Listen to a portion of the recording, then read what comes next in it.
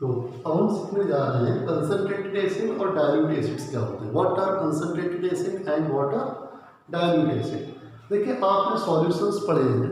Solutions दो type के, concentrated solution, dilute solution. तो यहाँ की जो हम बात कर रहे हैं वो जहाँ कंसंट्रेटेड टर्म आ रहा है वो कंसंट्रेटेड एसिड का मतलब किसी एसिड का concentrated solution. Dilute means dilute solution.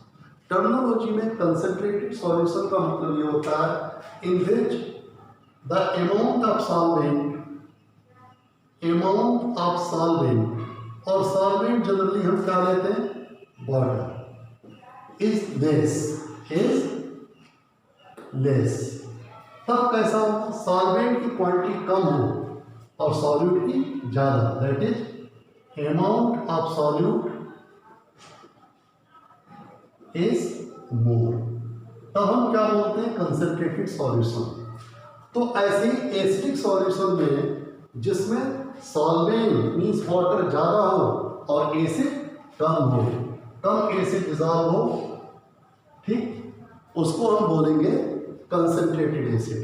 Concentrated acidic solution, the solution of acid in which amount of water और solvent is less as compare to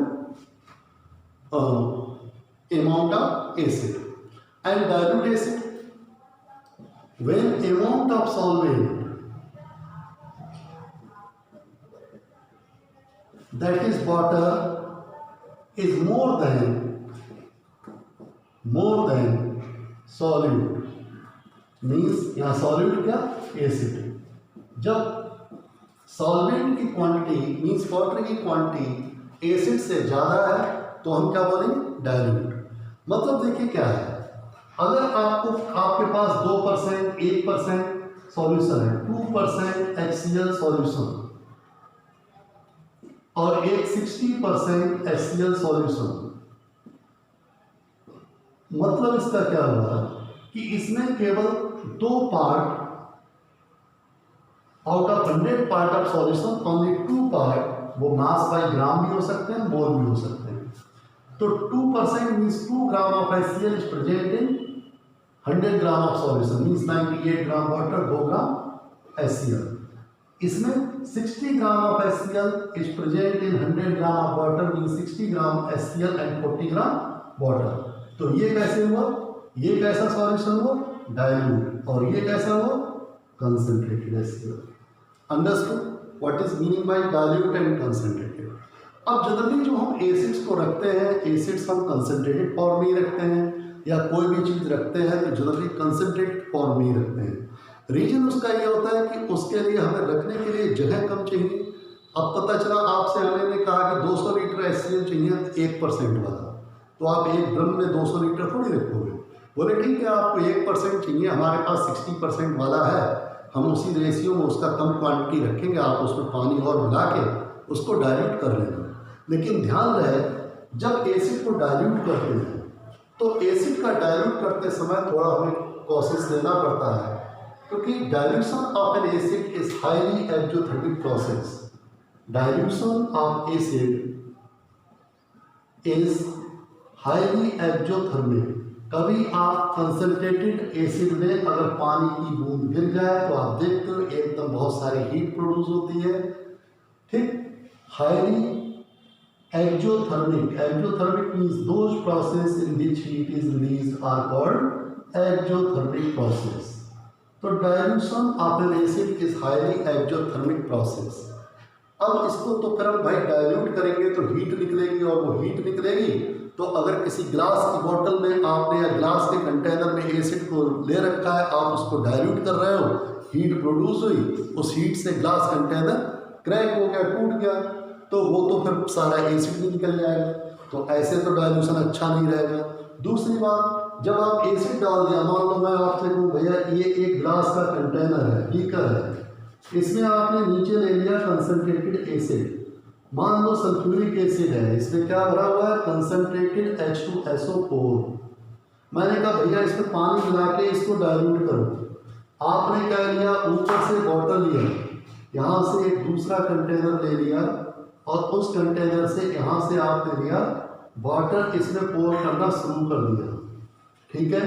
जब वाटर इसमें डालोगे तो जैसे ही वाटर इसमें पहुंचेगा यहाँ से हीट प्रोड्यूस होगी और हीट प्रोड्यूस होकर ये स्प्लैशिंग हो जाएगी, स्प्लैश ऑफ एसिड। तो इस तरीके से जब एसिड स्प्लैश हुआ, क्यों हुआ? अगर वाटर जब एसिड में मिला तो डाइल्यूशन एक्टोथर्मिक प्रोसेस है, हीट निकली, उस हीट ने इस एसिड को स्प्लैश कर दिया। ये एसिड आपके फेस पे आ सकता है, क्लॉथ्स पे आ सकता है, तो बर्न कर सकता है। तो क्या ये मेथड यूज करोगे एसिड को डाइल्यूट करने में? बिल्कुल नहीं। क्या करेंगे फिर?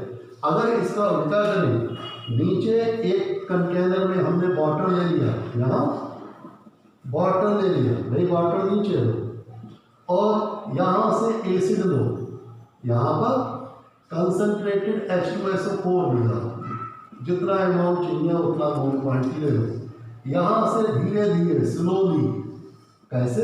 ड्रॉप बाय ड्रॉप डालो, बहुत अच्छा रहेगा। स्लोली यहाँ पे पानी में डालो और इसको लगातार हिलाते रहो, कॉन्टिन्यूसली स्टर द सॉल्यूशन।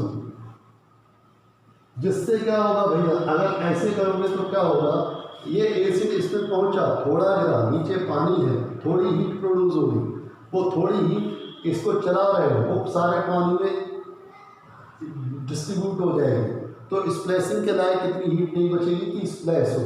और मोर एवर चला भी नहीं जाएगा, हीट प्रोड्यूस हुई तो यहाँ पे पानी ज़्यादा है, एसिड थोड़ा था, जो सॉल्यूशन बनेगा उसकी स्प्लैशिंग मान लो हो भी गई, पहली बात तो होनी नहीं है क्योंकि इतनी हीट नहीं प्रोड्यूस होगी कि इस सारे पानी को इतना टेम्परेचर बढ़ा ले कि इसके बबल 100 डिग्री सेल्सियस से कम हो जाए। चलो हो भी गया, तो यहाँ से पानी ज़्यादा है, एसिड की क्वांटिटी तो बहुत कम आई पहले, तो स्प्लैशिंग जब होगी तो क्या होगी, उसमें मेनली वाटर होगा। तो क्या वो एसिड इतना नुकसान होगा जिसमें एसिड की क्वांटिटी बहुत कम और वाटर की ज़्यादा? नहीं होगा। तो this is the best method, this is the correct method to dilute an acid. तो क्वेश्चन आता है, how do you dilute a concentrated acid? किसी कंसंट्रेटेड एसिड को कैसे डाइल्यूट करोगे? तो प्रॉपर में इसका ये होता है, we should add acid into water slowly and continuously stirring the solution. We should not add water in acid. When we dilute the acid, we should not add water into acid. What we should do? We should add acid into water slowly and we should continuously stir the solution. In this way we should dilute the acid. उससे फायदा क्या है, मैं आपको पूरा बता चुका हूँ कि स्प्लैशिंग नहीं होगी, आपके जो डेंजरस है, आपको नुकसान कम होगा, फेस और क्लोथ्स आपके सेफ रहेंगे। इस तरीके से डाइल्यूशन ऑफ एन एसिड रहा। नेक्स्ट टॉपिक है प्रॉपर्टीज ऑफ एसिड्स। देखिए प्रॉपर्टीज में मैंने कुछ बताए थे प्रॉपर्टीज। एसिड सबसे पहले सोर इन टेस्ट, टेस्ट में कैसे होते हैं, खट्टे। दूसरा क्या होता है, जैसे आप लैक्टिक एसिड है भाई, लैक्टिक एसिड दही में होता है, कैसा होता है, खट्टा।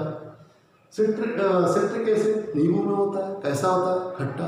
तो जितने भी खट्टे फ्रूट्स हैं समझ लो सब में एसिड है, कोई ना कोई एसिड है। Mango malic acid, tomato organic acid, tamarind tartaric acid,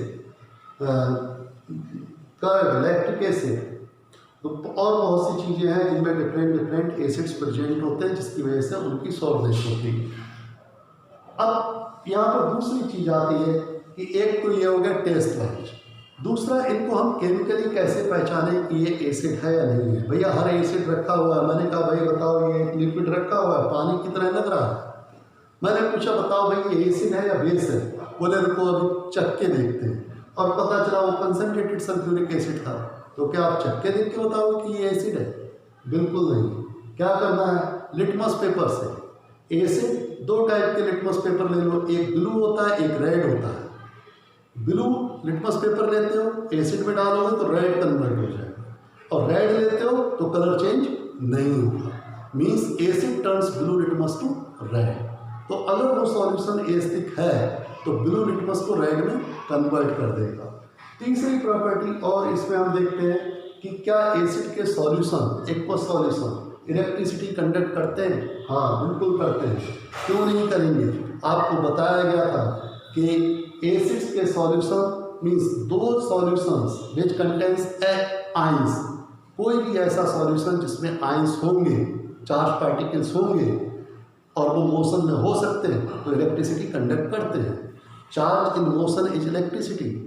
तो अब जब आप आयनिक कंपाउंड वाटर में डिजॉल्व कर रहे हो तो आइंस बन गए, आइंस बन गए, इसीलिए तो जब इलेक्ट्रिसिटी वो कंडक्ट कर लेता था। तो भैया HCl को भी डिजॉल्व कर रहे हो, एसिड को डिजॉल्व कर रहे हो तो H पॉजिटिव आयन बनेगा और प्लस दूसरा कोई नेगेटिव आयन बनेगा। मीन्स आइंस तो बन रहे हैं ना, चार्ज पार्टिकल्स बन रहे हैं तो एसिड इलेक्ट्रिसिटी कंडक्ट करेंगे। एसिड के एक सॉल्यूशन इलेक्ट्रिसिटी कंडक्ट करते हैं। अगर क्वेश्चन पूछा जाए कि बताइए कौन सा वाटर इलेक्ट्रिसिटी का ज़्यादा अच्छा कंडक्टर होगा, टैप वाटर या रेन वाटर, तो कभी आंसर इसमें क्या आता है, रेन वाटर। क्यों भाई? बोले रेन वाटर ऊपर से नीचे गिरता है तो कार्बन डाइऑक्साइड एटमॉस्फेयर की होती है, वो उसमें डिजॉल्व हो जाती है, जिससे कार्बनिक एसिड बनता है तो उसका आयनाइजेशन ज़्यादा होता है। तो कौन ज़्यादा इलेक्ट्रिसिटी कंडक्ट करेगा, rain water as compare to tap water. Understood? So this is the physical properties of acids. Means properties में 3 प्रॉपर्टीज हो गई। नाउ एसिड्स की reactions means nature of acids या properties of acids on reaction with some other substances. तो chemical reactions of acids वो हम next video में discuss करेंगे।